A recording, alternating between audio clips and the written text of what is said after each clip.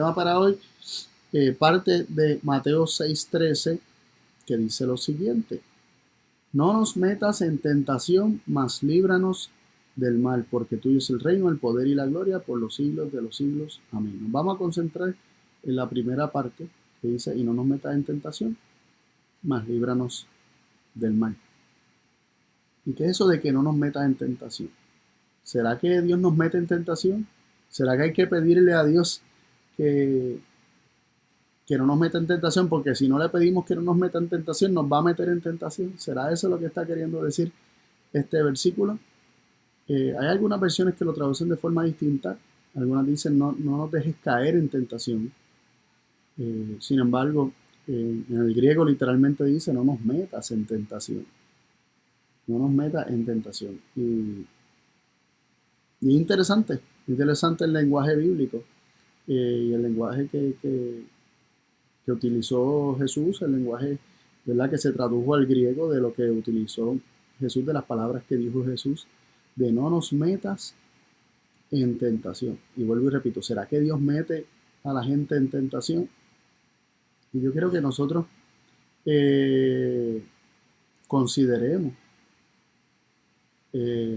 algunos versículos para primero ver si realmente Dios mete en tentación y qué significa entonces no nos metas en tentación.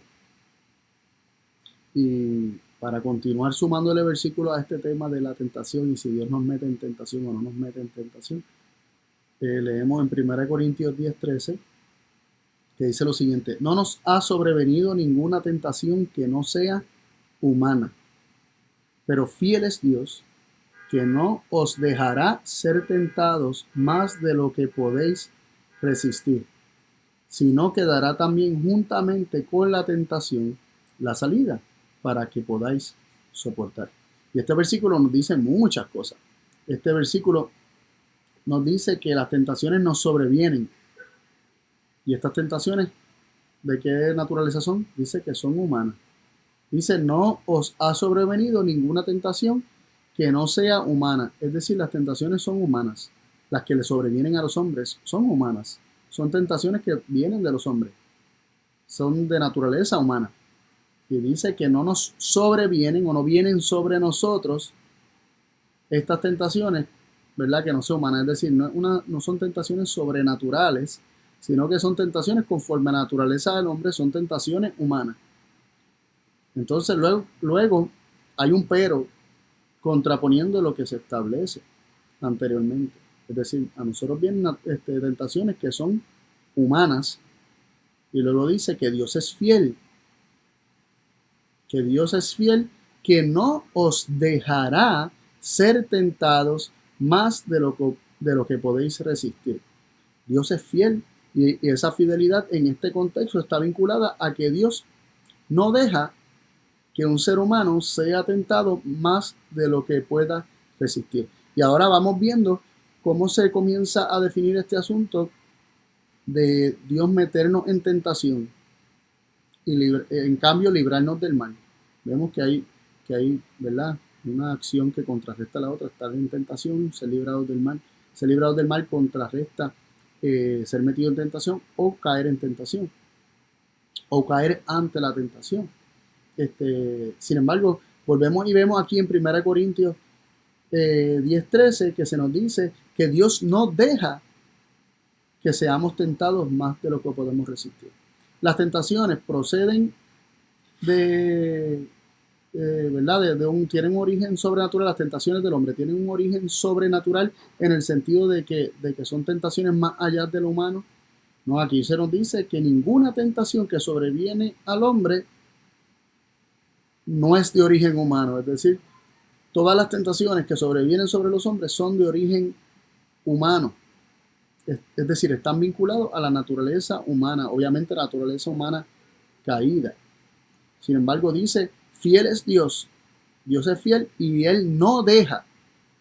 Habíamos visto en el Padre Nuestro que dice: no nos meta en tentación. ¿De qué manera el hombre o Dios mete al hombre en tentación? Al permitir que el hombre entre en tentación o que el hombre tenga alguna tentación. Pero Dios mismo pone límites a esas tentaciones y dice que Él no deja que seamos tentados más allá de lo que podemos resistir.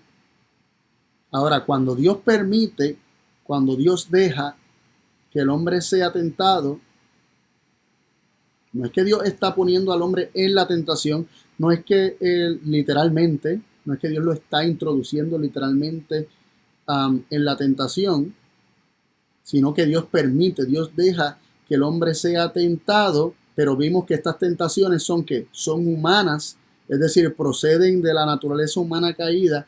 Cuando Dios deja que seamos tentados, también nos da juntamente con la tentación, es decir, juntamente con permitir, juntamente con dejar que seamos tentados, también nos da la salida para que podamos soportar.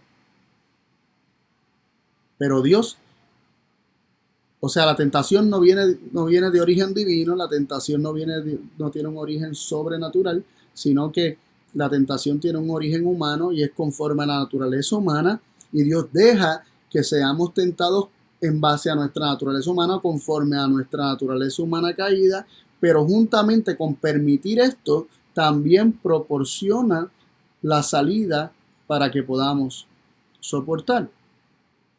Es decir, cuando Dios deja, cuando Dios permite que seamos tentados, también provee los medios por los cuales podamos soportar la tentación. Pero me llama mucho la atención que el pedido es: no nos dejes caer en tentación, o no nos metas en tentación. Y la tentación no es pecado, la tentación es la posibilidad de pecar. La tentación es una lucha, representa una lucha que se tiene entre los deseos de la carne y las impresiones del Espíritu de Dios. Y está esa lucha entre hacer lo correcto o no hacerlo. Y aún esa lucha la debiéramos rehuir. Cuando digo que la debiéramos rehuir, es que nosotros voluntariamente no deberíamos colocarnos en posiciones donde vamos a ser tentados a hacer lo malo. Es decir, no deberíamos jugar con los límites, con los bordes, no deberíamos acercarnos a la posibilidad de hacer lo malo. Es decir, yo voy a llegar hasta aquí, me voy a acercar, voy a contemplar esto, voy a ver aquello, voy a ver lo otro, y voy a estar cerca de los límites donde yo entiendo que todavía estoy bastante safe, pero estoy acercándome a la posibilidad de fallar. Y aún eso debería ser evitado. Entonces, el pedido de no nos metas en tentación, es decir, que ya vimos que significa: no nos dejes ser tentados, líbranos de las tentaciones, líbranos de estar en esa disyuntiva. Es un pedido a Dios de evitar estar expuestos, que nos ayude a nosotros no estar expuestos a estas posibilidades de hacer lo malo. Es decir, no solamente deberíamos evitar hacer lo malo, sino que deberíamos evitar estar cerca de hacerlo. Y yo sé que hay circunstancias en que esto no se aplica, pero hay otras circunstancias en las que sí. Por ejemplo, una persona que está luchando con alguna adicción, el estar cerca de eso, a lo que es adicto, y estar expuesto a posibilidades de caer. O sea, existe la manera en alejarse o acercarse a las tentaciones en cuanto a caer en la adicción, ¿no? Igual nosotros, si sabemos que algún tipo de ambiente puede sacar a resurgir algo que no nos gusta de nosotros, que sabemos que está mal, pues deberíamos evitar ese tipo de ambiente que va a estimular en nosotros precisamente el actuar de forma equivocada. Un ejemplo bíblico, pues podríamos decir que, por ejemplo, Eva, el mandato fue que no comiera de la fruta, sin embargo, de la fruta del árbol del conocimiento del bien y del mal. Ella tenía la posibilidad de acercarse o de alejarse, ¿no? Y si se encontraba cerca, pues tomar la decisión inmediatamente de alejarse. Eso era una manera de evitar la tentación. Pero ella pues no la evitó. Y eso es una lección para todos nosotros. Nosotros debemos buscar evitar la tentación y, y no acercarnos a, ¿verdad? A las tentaciones. Ahora, la tentación en sí mismo no es pecado, pero cuando nosotros nos exponemos voluntariamente a la tentación, ya estamos dándole la ventaja a la tentación porque de alguna manera nos estamos sintiendo bastante seguros en nosotros mismos y en nuestras capacidades para soportar, más allá de la advertencia que Dios nos da de que evitemos entrar en tentación. Ahora, algo que habíamos mencionado que me llama mucho la atención allí en el versículo de 1 Corintios 10:13 es que dice que ninguna tentación, que dice no os ha sobrevenido ninguna tentación que no sea humana. Y en Santiago 1:13 y 14 presenta algo bien interesante en cuanto a qué son las tentaciones y de dónde proceden realmente las tentaciones.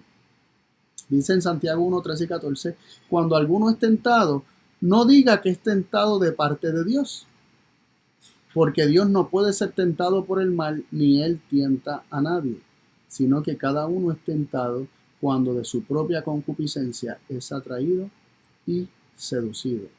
Dice que cuando alguien esté pasando por una tentación, no diga que Dios lo está tentando. Es decir, Dios no es el que tienta al hombre. Dios no es el tentador. Dios no es el que pone al hombre de su voluntad en una situación donde el hombre va a estar siendo frágil, donde el hombre va a estar siendo vulnerable y tiene la inmensa posibilidad de caer. Dios no va a voluntariamente poner al hombre en esa situación. Sin embargo, Dios, ya hemos visto que Dios lo puede permitir. Dios puede dejar que pasemos por un proceso de tentación. Y hay veces que Dios nos quiere revelar que algo no está bien en nosotros y muchas veces nosotros en nuestra autosuficiencia no le hacemos caso y Dios permite que debido a nuestra autosuficiencia y a nuestra propia voluntad, Dios permite que entremos en un proceso de tentación donde se va a manifestar ante nuestros propios ojos nuestra propia debilidad, nuestra propia vulnerabilidad, nuestra debilidad en la carne, por decirlo de esa forma, y nuestra insuficiencia para que nosotros nos demos cuenta que realmente necesitamos de Dios y que en primera instancia debimos escuchar su voz. Ahora, aquí nos dice que Dios no tienta a nadie, ni Él puede ser tentado por el mal. Así que Dios no puede ser seducido de ninguna forma a hacer el mal. Sin embargo, y cuando estamos hablando aquí, estamos hablando, cuando decimos Dios que no puede ser tentado, estamos hablando particularmente de Dios el Padre. Porque Cristo, el Hijo de Dios, fue tentado en todo como el hombre porque Él se hizo hombre. Porque Él se hizo hombre. Sin embargo, Dios no tienta a nadie. Así que el que no nos meta en tentación no significa no nos tiente. No le estamos pidiendo al Padre que no nos tiente, sino que no nos deje. Que no nos deje ser tentado por el mal y no nos deje caer ante la tentación. Por eso se le dice, no nos metas en tentación, mas líbranos del mal. Es decir, la acción opuesta de meter al hombre en tentación vendría siendo ser librado del mal. Es decir, al Dios no meter al hombre en tentación, lo está librando del mal. Lo está librando del pecado, ¿verdad? Toda maldad es pecado, toda injusticia es pecado, nos dice la Biblia. Así que cuando Dios nos libra del mal, cuando nos libra de la injusticia, nos está librando también del pecado. No es solamente que nos libre del mal externo a nosotros, también está hablando que nos libre del mal propio, ¿no? Porque la tentación es humana y la tentación le es propia al hombre. Y miren cómo habíamos leído. Dice que cuando cada uno es tentado, habíamos leído en 1 Corintios 10:13, que las tentaciones son humanas, proceden del hombre, son de naturaleza humana. Y dice que cuando cada uno es tentado, nos dice Santiago 1:14, es tentado cuando de su propia concupiscencia es atraído y seducido. Es decir, que cuando nosotros estamos siendo tentados, esa tentación ¿de dónde está procediendo? Está procediendo de nuestra propia concupiscencia que nos está atrayendo y nos está seduciendo. Nuestra propia concupiscencia. Muchas veces le queremos echar la culpa a las demás personas por que caímos en X o Y pecado, porque fallamos en esto, aquello, lo otro. Pero cuando el hombre entra en una tentación, que es decir, en esta lucha entre el espíritu y la carne, y hay una toma de decisión donde vamos a permitir que la justicia de Dios se manifieste en nuestra vida, o vamos a rechazar la justicia de Dios y vamos a dejar que la carne se manifieste, ¿verdad? Los deseos de la carne. Cuando el hombre entra en esa lucha, es porque está siendo atraído y de alguna manera seducido por su propia concupiscencia, que la palabra concupiscencia, que no es una palabra que utilizamos tan a menudo en nuestro vocablo, ¿verdad?, diario, no es otra cosa que los deseos de la carne, los deseos propios. Cuando de su propia concupiscencia atraído y seducido. Cuando nosotros vivimos en los deseos, pendientes a lo que se me antoja, lo que quiero, de esa manera es que se manifiesta esta tentación que nos atrae y nos seduce. Así que de nuestros propios gustos, de nuestra propia búsqueda de placer, de buscar, a fin de cuentas, de buscar lo propio y los deseos de aquello que entendemos que nos proporciona sí, placer, algún estado de felicidad, etcétera. A eso se le llama concupiscencia. Y lo que naturalmente el hombre desea no es lo bueno. Lo que el hombre naturalmente desea no es lo bueno. Ahora, habiendo dicho todo esto y que el hombre es tentado de su propia concupiscencia, de sus propios deseos, son los propios deseos del hombre, los propios deseos humanos, lo que tientan al hombre. No estamos queriendo sacar al enemigo de la ecuación. Hay un enemigo que sí, que ha sembrado la semilla de la enemistad para con Dios por medio de mentiras, totalmente. Pero una vez aceptadas esas mentiras, nosotros tenemos una semilla en nuestro corazón que no se sujeta a la ley de Dios ni tampoco puede. Es una semilla que constantemente está buscando lo propio. Y precisamente esa semilla que nosotros tenemos en el corazón es que de nuestro propio corazón, de nuestra propia concupiscencia, es que nosotros somos seducidos y atraídos. Ahora, volviendo al vocablo que se utiliza de no nos metas en tentación, como si Dios activamente nos metiera en tentación. Cuando digo activamente no me refiero a que Dios no tenga nada que ver en el asunto, sino que vimos que Dios sí tiene que ver y Dios o permite o deja, y el pedido es a que no nos deje, ¿no? Que no permita que caigamos en tentación, sino que nos libre de no solamente de esa situación, sino que si de alguna forma estamos en la situación de la tentación, pues que nos dé la victoria y nos libre del mal. Pero lo que quiero decir es que Dios no de su corazón ni de forma intencional mete al hombre en la tentación, sino que esto es un vocablo que implica la voluntad permisiva de Dios. Dios permitiendo que el hombre experimente ciertas cosas, pero es porque Dios está permitiendo que el hombre tenga aquello que el hombre mismo se elige.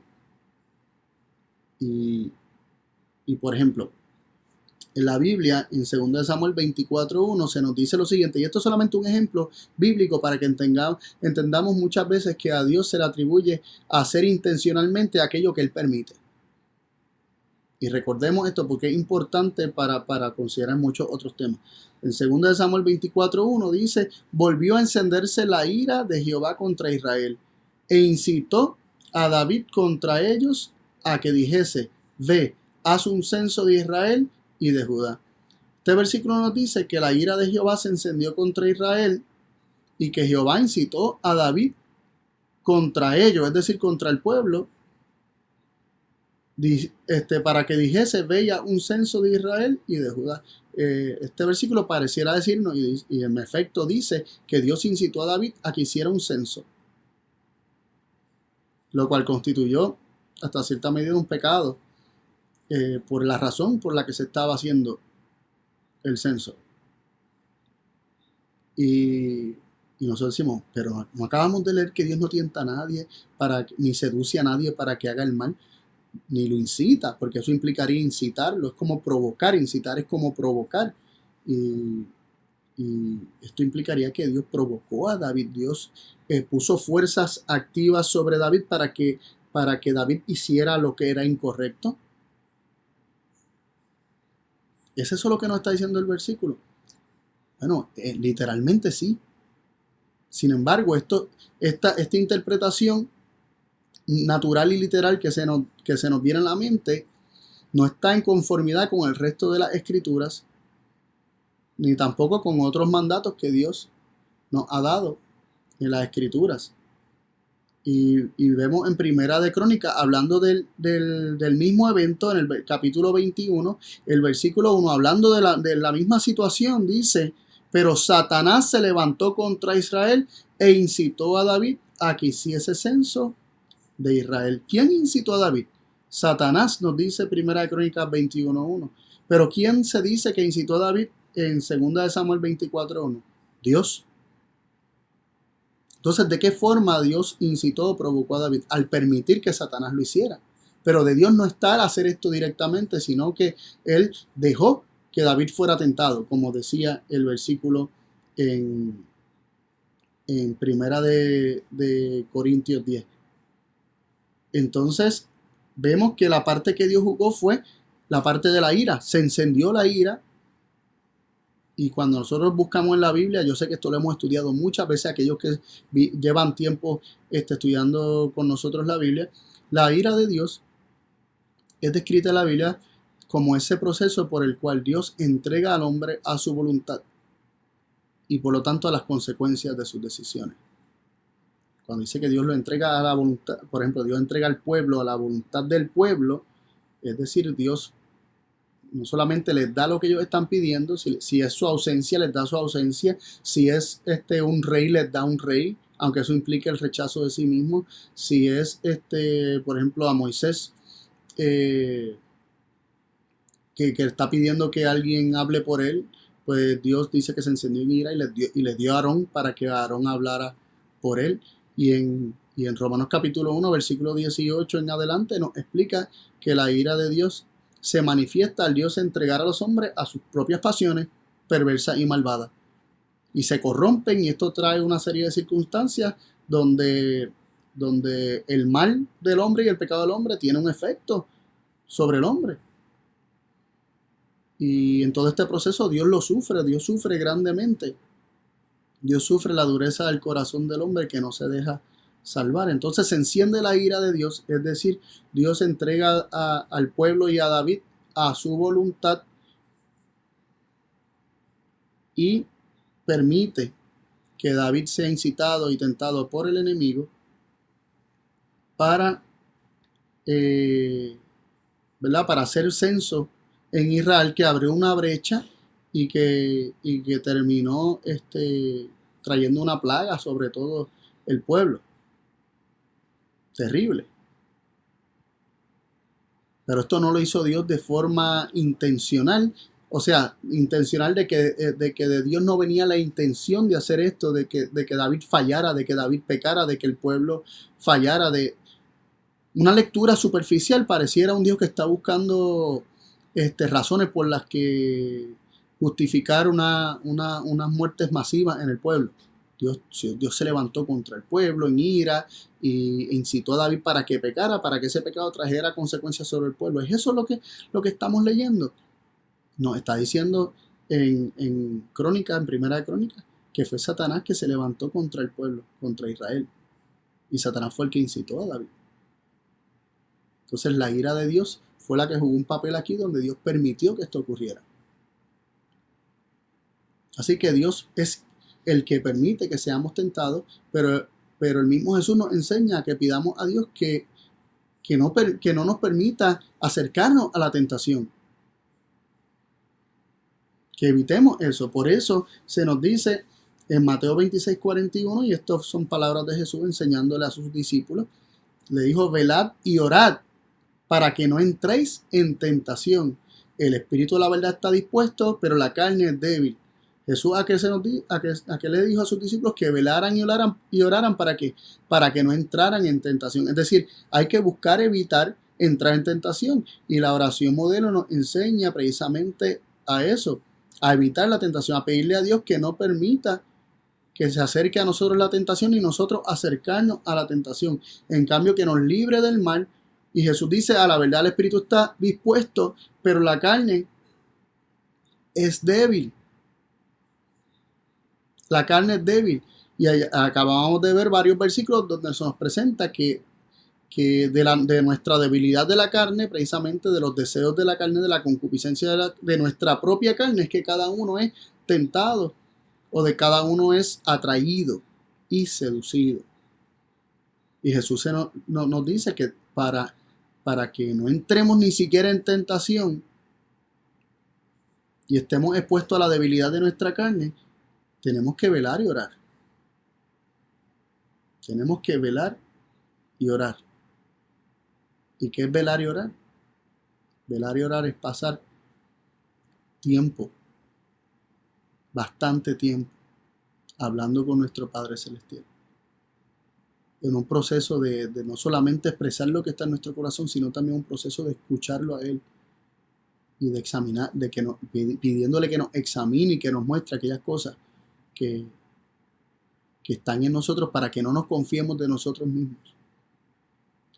Implica pasar tiempo reflexionando sobre su palabra y recibiendo esa palabra de vida que nos libra precisamente del mal.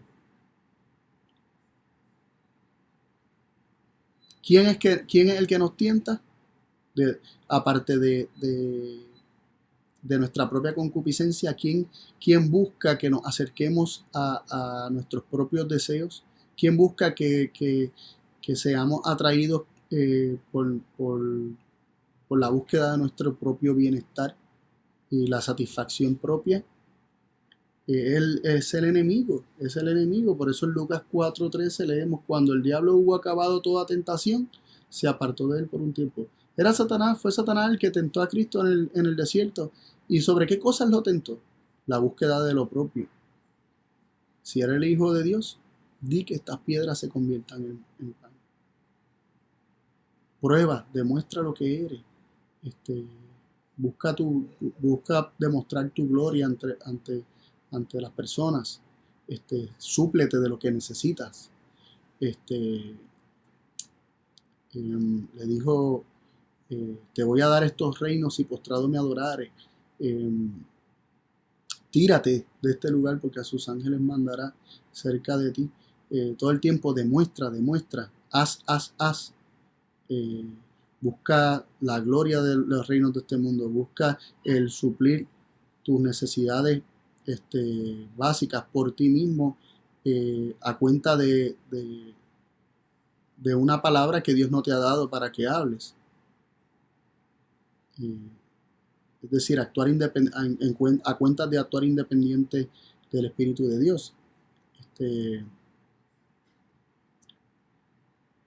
Actúa sin consultar a tu Padre y exponte al mal. Por eso le llama, tírate, porque Él prometió que te va a cuidar. Y esto tiene que ver también con lo que yo estaba hablando, de exponernos a nosotros mismos al mal innecesariamente. Exponernos a unas tentaciones, a que nos pueda pasar cosas, que podamos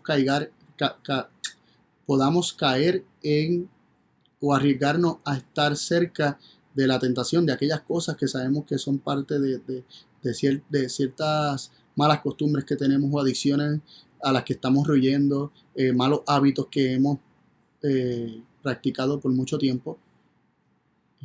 No, acércate, no, ve a tal sitio, no, júntate con este grupo que está haciendo tal cosa y Dios va a estar contigo. No pienses que va a caer. Cuidado. Puede ser la voz del enemigo tentándonos acercarnos a la tentación. Dice en 1 Timoteo 6:9 lo siguiente: porque los que quieren enriquecerse caen en tentación y lazo, es decir, los que buscan lo propio, caen en tentación y lazo, y en muchas codicias necias y dañosas que hunden a los hombres en destrucción y perdición. La búsqueda de lo propio nos lleva a destrucción y a perdición. Pero el hombre no lo ve, el hombre no lo entiende. Y Jesús lo sabe. Y por eso Jesús nos enseña a orar. No nos metas en tentación, mas líbranos del mal.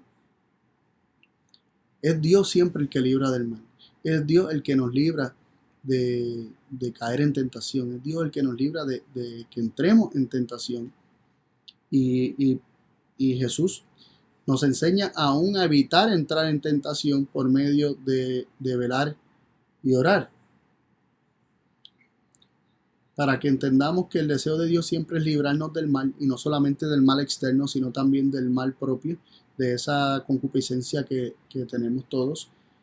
Vamos a leer ahora algunos versículos que nos hablan acerca de que es Dios siempre el que libra del mal, no Dios el que nos mete en la tentación y en el mal.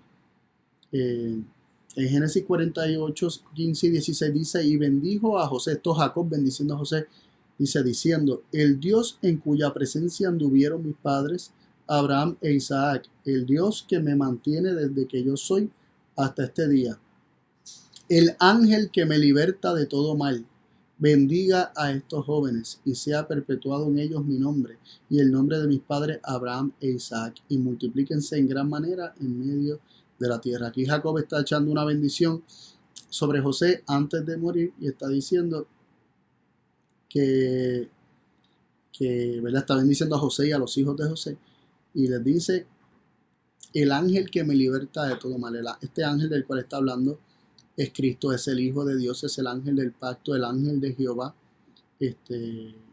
aquel que es como Dios, el que lleva el nombre de Dios, como dice Éxodo capítulo 23, versículo 21 en adelante. Tiene el nombre de Dios y es el que liberta de todo mal. No es el que mete en el mal, sino el que liberta de todo mal. En Primera de Crónicas 4:10 dice lo siguiente. Esta es la oración de Jabes. Fue muy popular en algún momento. Últimamente no la he escuchado tanto, pero años atrás tuvo mucha popularidad. Dice: e invocó Jabes al Dios de Israel, diciendo: oh, si me dieras bendición y ensancharas mi territorio, y si tu mano estuviera conmigo y me libraras del mal, para que no me dañe. Y le otorgó Dios lo que pidió. Si nosotros pedimos esta oración, no solamente de Jabes, sino también que esto está en el Padre Nuestro, ¿no? Diciendo: si me libraras del mal, no nos metas en tentación, mas líbranos del mal. Dice que Dios le otorgó a Jabes lo que pidió. ¿Acaso Dios no nos va a otorgar a nosotros cuando le pidamos que no nos meta en tentación, sino que nos libre del mal? Cuando es su deseo precisamente que no entremos en tentación y que seamos librados del mal. Claro que sí, Él es quien libra del mal. Él libró a Jabes del mal y Él quiere librarnos a cada uno de nosotros del mal. Nehemías 9:28, hablando de lo que Dios hacía con un pueblo rebelde que constantemente se rebelaba contra Él, y dice así: pero una vez que tenían paz, volvían a hacer lo malo delante de ti, por lo cual los abandonaste en manos de sus enemigos que los dominaron.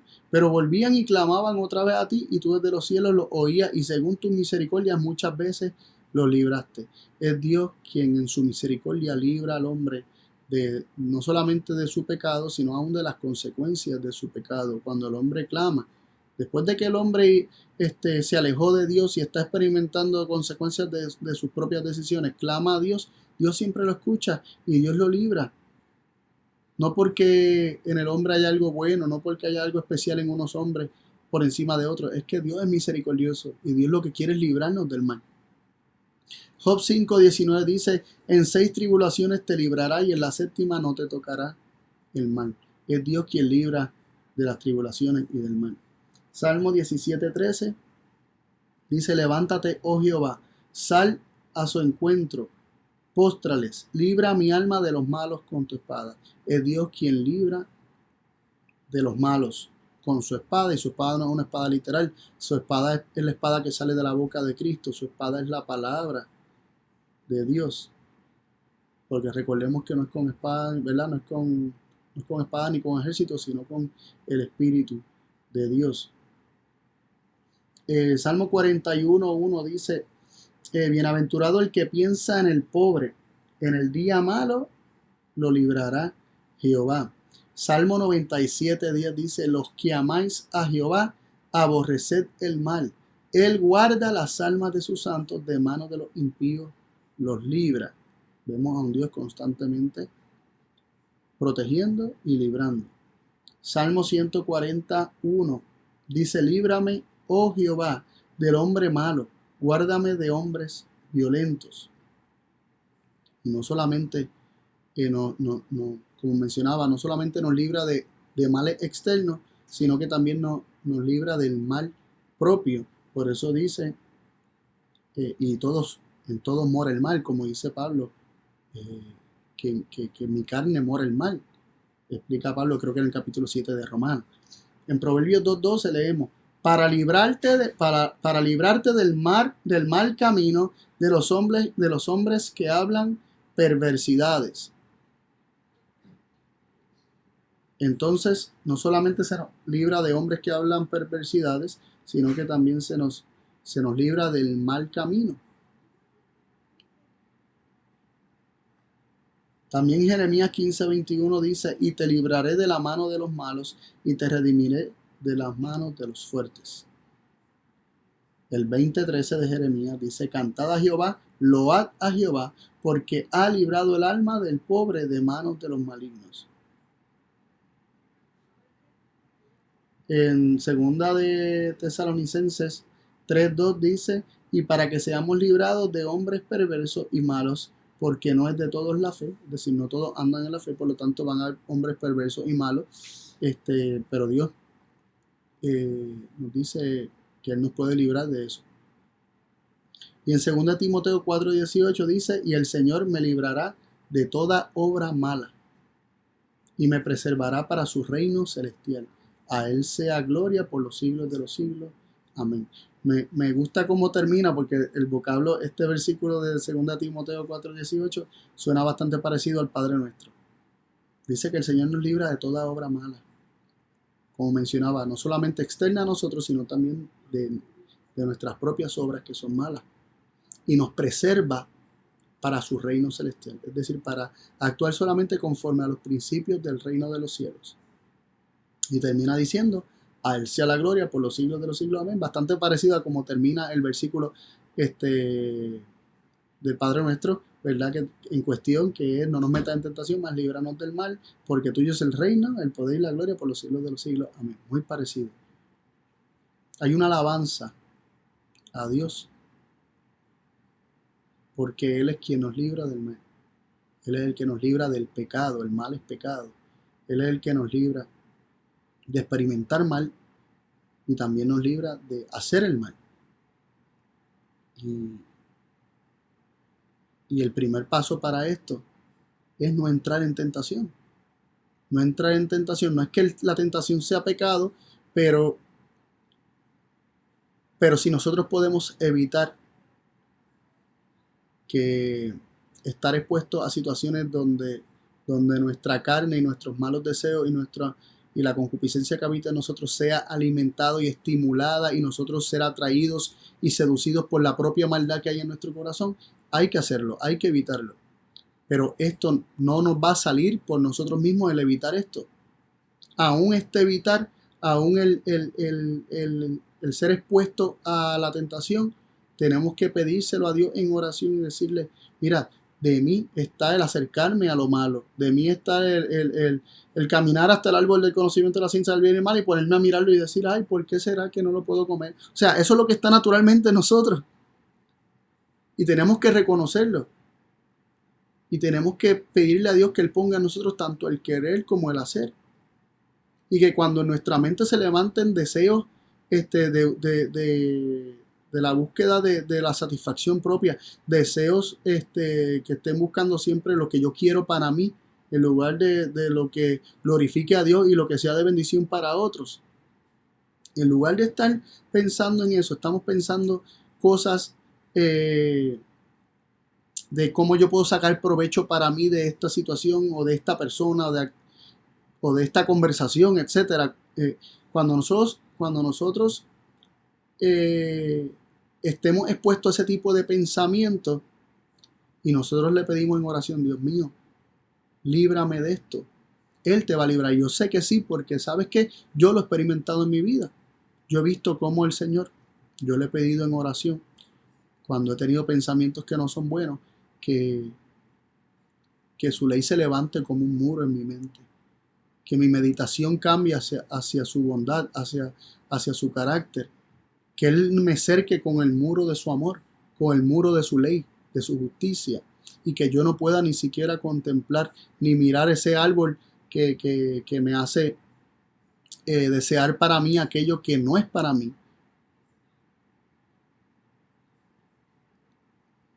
Y sabes que Dios me ha dado victoria. Le he pedido eso a Dios y he visto cómo de manera figurada, ¿no? He visto muros levantarse, pero muros levantarse, muros positivos, muros de protección que protegen mi mente de estos malos pensamientos. Y precisamente el decirle a Dios, no, no nos metas en tentación o no me metas en tentación. Y no me dejes caer expuesto ante los deseos de la concupiscencia de mi malvado corazón. Protégeme de mí mismo. Mi carne es débil, como Jesús enseñó. Ayúdame a velar, a estar constantemente mis ojos puestos en Cristo y en la manifestación del amor y de los principios del reino de Dios, y estar constantemente en oración pidiendo que se escriban esos principios, esa ley en mi corazón. Y de esa forma vamos a ser librados no solamente del mal que viene por transgredir la ley de Dios, del mal que viene muchas veces porque hay un muro abierto por el cual puede entrar el enemigo, del mal de los demás, sino que también vamos a ser librados del mal propio, que nos lleva precisamente también a mal físico. El mal moral siempre lleva a un mal físico, nos afecta, es causa y efecto. Que Dios nos ayude.